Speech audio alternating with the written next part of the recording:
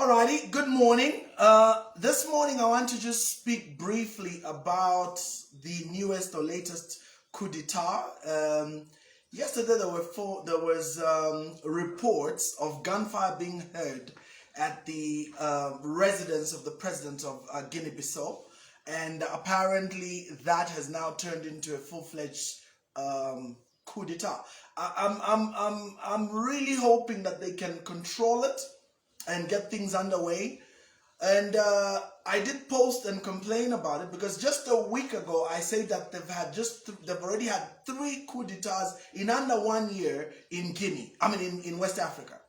And that was when Burkina Faso went through a coup d'etat. That's just last week. I think literally 7-8 days ago we had a coup d'etat in Burkina Faso. And now today, I could be wrong. We need to wait and hear what the news is. But Guinea, I think it's Guinea-Conakry, if I'm not wrong, has had a coup d'etat. So that's 4 countries: Mali, Guinea-Bissau, Burkina Faso, and I've forgotten the 4th country. God, it slipped off my head. That have had coup d'etats within the space of 1 year in West Africa. And there are a number of people that I'm seeing commenting, and they're actually saying this is a good thing because if the leaders that have been tasked to do the work are not working correctly, then the military will take over for the sake of the people. That's the biggest lie I've ever heard. And I'm going to tell you in a very short moment why that is so. Now, if you're not aware, I'm drawing my message out of this book. Sorry, it's not going to appear properly, and I don't have that mirror effect thing here, so I cannot correct it. But this book, I wrote it just came out just a month ago, and it's entitled The 5 Major Reasons Africa is Poor. It won't show properly. Now, this book was written expressly in relation to what's going on in Africa. And I'm not going to speak about my biggest reason for why we have poverty in Africa, which as far as I'm concerned is religion, and religion pushes a particular mindset. That's not my point today. My point is on the issues of governance. We have to understand that whenever governance falls short, you always see these things occur, like what has happened in West Africa with these coups d'etats. If you follow the history of Africa, in the 60s, we had a lot of influence from the colonial powers and the Western powers that saw to it that there was massive destabilization in Africa. If you study the history of the Congo from 1958 to 1970, you will see the long hand of Belgium, the United Kingdom, and the United States. This was a very powerful intervention. Guinea-Conakry. Thanks, Kalumba. He says it's Guinea-Conakry, Burkina Faso, Guinea-Bissau, and Mali. Very sad. So we saw the long hand of the CIA. This is not secret. This is stuff that has since come out. You know, America has got its setbacks, but one of the good things I love about the United States is that they've got this amazing amount of governance, and one of them is freedom of information. And they really take that information stuff very seriously. So a lot of information of what was going on in the 60s has since become public knowledge. You can literally walk into the archives, whatever they call the archives over there, and you can literally look and search for documents, and you can go through them and see for yourself. So for example, right now there's been a lot of documents that have been released about the assassination of President Kennedy, although they still have a lot of information they're hiding. But you know, people can now dig and see. So for instance, it's now a known fact that the Warren Commission and their report was bogus. It was fake. It was not true, because there was so much intervention from the CIA. There was so much intervention from the FBI. They fiddled around with information and just basically lied to the American public. But the beauty is that in that country, they can go and get that information. Now, we know that they intervened in Congo. We know that the CIA officially under Eisenhower gave instructions to the head of the CIA in Central Africa, in the Congo at the time, to get rid of Lumumba. That is there. It's on record. They said, you must kill this guy. He is such a pain in the butt.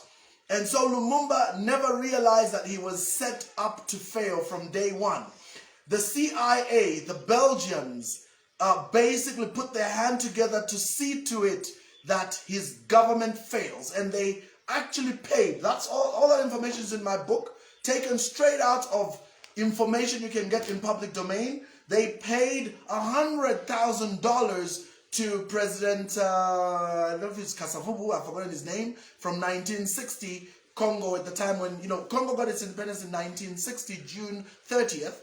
And so it was a government that had a president, Kasavubu, and had a prime minister, Lumumba. And so they paid $100,000 to Kasavubu and to José Désiré Mobutu. That was his right-hand man. That was his chief of staff. That's the guy that was handling the army. They paid these guys $100,000 to make sure that they betray Lumumba. And because Lumumba was very naive, he didn't understand the forces that were working against him, and they had him out. If you go into West Africa, the story of Tafawa Balewa, Sir Abubakar Tafawa Balewa, the first, I can't remember if it was prime minister or president of Nigeria, you will see that his coup d'etat and subsequent killing was the same story. Togo, same story.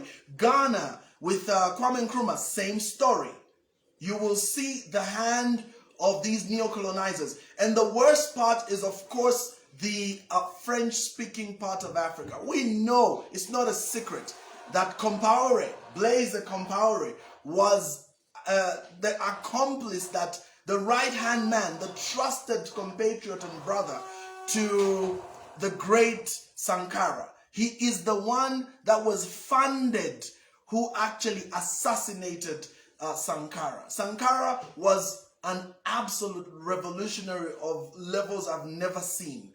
I mean, when I read about Sankara, I shed tears because I feel so pained about that man. A real, genuine son of Africa. They called him the Che of Africa, Che Guevara of Africa, because he genuinely cared about his people. But he was assassinated and killed like a dog. And that's the only word I can use, because they riddled his body with bullets, and then they took his body and buried him in an unmarked grave, and then that was coordinated by his best friend. Now think about that. So we've always had a challenge in Africa because we have these systems that have not been set up well, and if they've been set up well, they were set up to fail. It's amazing that the English-speaking or Anglophone countries have had relatively less coup d'etats and instability compared to French-speaking Africa.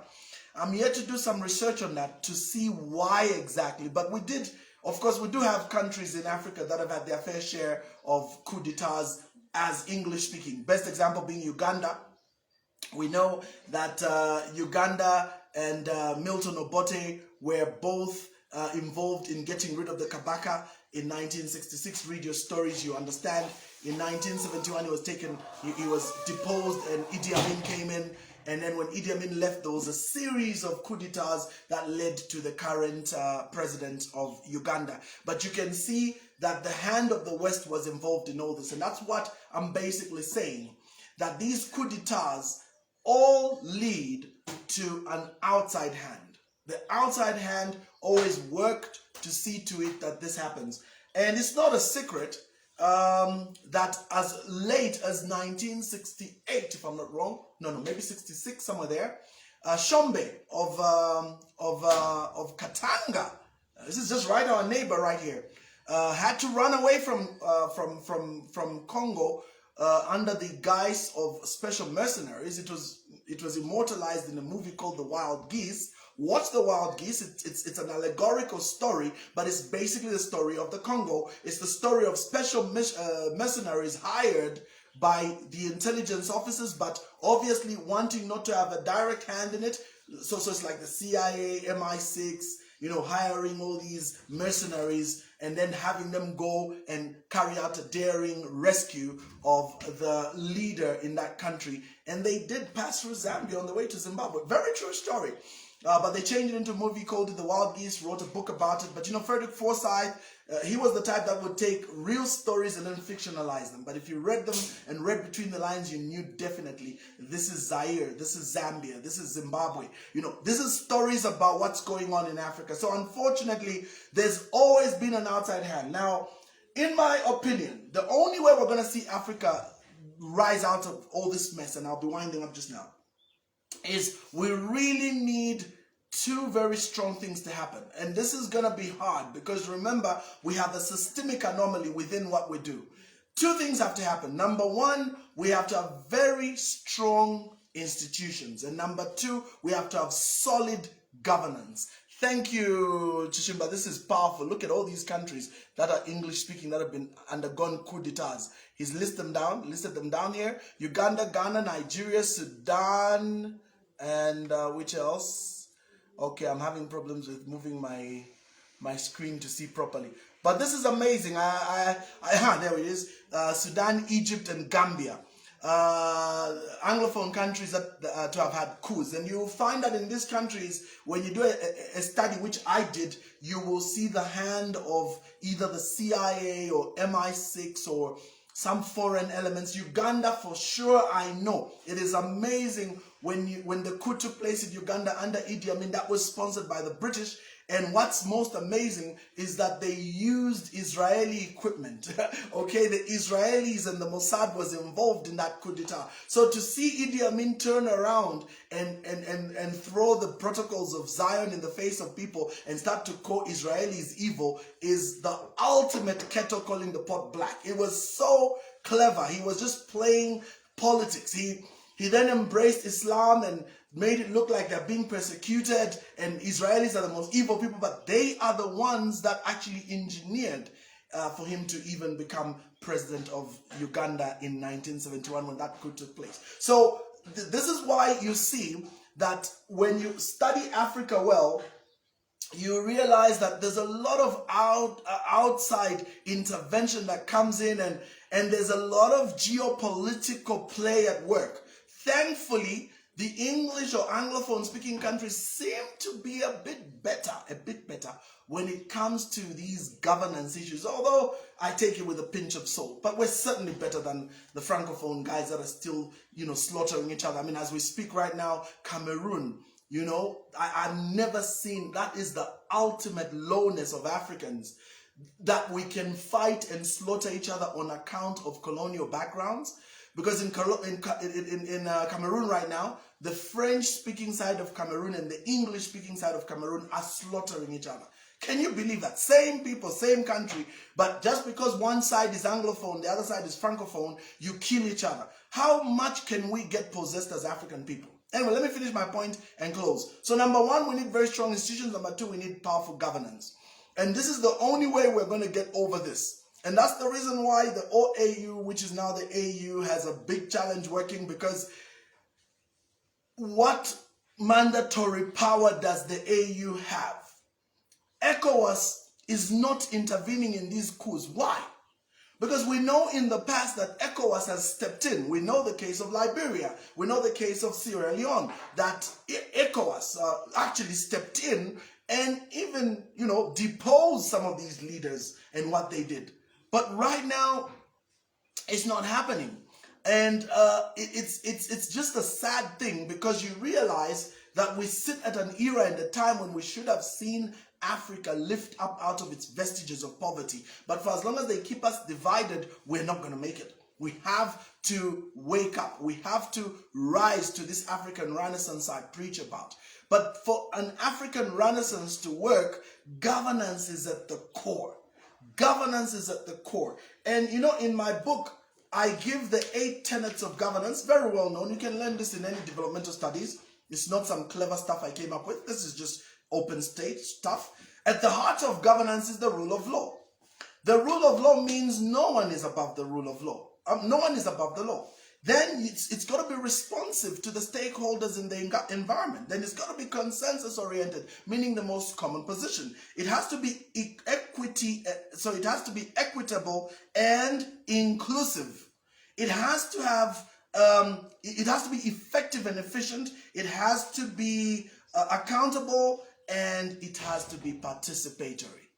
You know, but all this sits on the foundation of the rule of law. If the rule of law be out the window, it can't work. And I think Zambia had a taste of what happens when the rule of law goes out the window. When we had the previous regime, it's not a secret, cadres ruled. Cadres managed everything. And what did that do? That meant the rule of law went out the window. The police were powerless. Cadres could walk into any place. They could take money from anybody. They could drive around lawlessly with cars marked with number plates that are not even registered. They couldn't do any of that. Okay? And you see, why could they do that? Because there was no rule of law. That's why in governance, rule of law is supreme. There is no sacred cows. That's the theory. Okay, in practice, I don't know. But in theory, there is no one above the rule of law. I mean, above the law. If they mess up, they get tied up. They get to pay a price. Then, very quickly, the second one is the institutions. If you've got the police, they have to be above board. If you've got the judicial system, the judges, they have to be above board. Okay, that means your Supreme Court, your High Court, your local magistrates, these guys must be above board. And remember, the police and the justice system work hand in hand. The police are the face of the justice system. They are the ones on the ground to keep peace and order. The Bible says, blessed are the peacemakers, for they shall be called sons of God. I always say that anybody who brings peace by enforcing it is a son of God. But unfortunately, many of these nations where there's been a total breakdown of law and order, these guys have become sons of Satan because they go around enforcing their own law, not the law of the land. And then very quickly, this issue of the rule of law and the institutions becomes profound. You find that there's regulatory institutions within the commerce sector, there's regulatory institutions within the agricultural sector, within the communication sector, within the laws fraternity, within the health fraternity, within, medicine, pharmacy, whatever. There are so many regulators, and the function of regulation is that they act as an institution to level the playing field and take care of the weakest person in that equation. The weakest stakeholder is the one. All right, so if the weakest stakeholder is not taken care of, it's a problem. And that's why we need a situation where the institutions are strengthened to a point that they actually take care and become custodians of the law. That means even the president cannot override them. That's a big problem we have in Africa. We don't have enough of that. In West Africa, it's at a whole other level, especially in the Francophone speaking countries, because there's so much meddling from the outside. Now, there's very, very valid reasons why France does this. What I'm going to do is, I don't want to make that part of this video, but just watch Ambassador Kahombora, what's her name? The lady. Just watch her video when she speaks about how French-speaking African countries have been funding the treasury of France since the 1960s. All their revenue goes to France, and if they have to, run a budget or anything, they have to borrow from France to run their own budget. Can you believe that? So I'm working, you keep all my money. When I want to do anything, you give me my money at an interest. That's how France has been running these last 40, 50 years. And that's why whenever anybody who is a radical like Sankara comes along, they take him out because they cannot afford a guy like Sankara. And by the way, I've heard some people saying, no, the East is better, Russia is better, China is better. Let me tell you, they are all the same. They have no interest for Africa.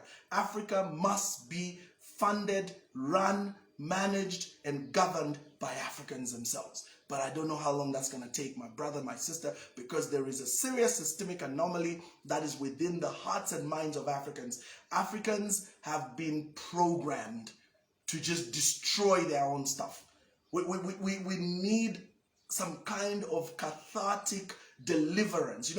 I'm a charismatic Christian, so we need to be exorcised of this demon that, that just keeps showing up. Whenever Africa wants to progress, whenever there's progressive leaders, somebody within the system comes and just takes those leaders out. I feel to this day that guys like Magufuli was taken out. And that's because of the way he came with all the gung-ho stuff. We can't, it's like these powers cannot allow Africans to rise like that.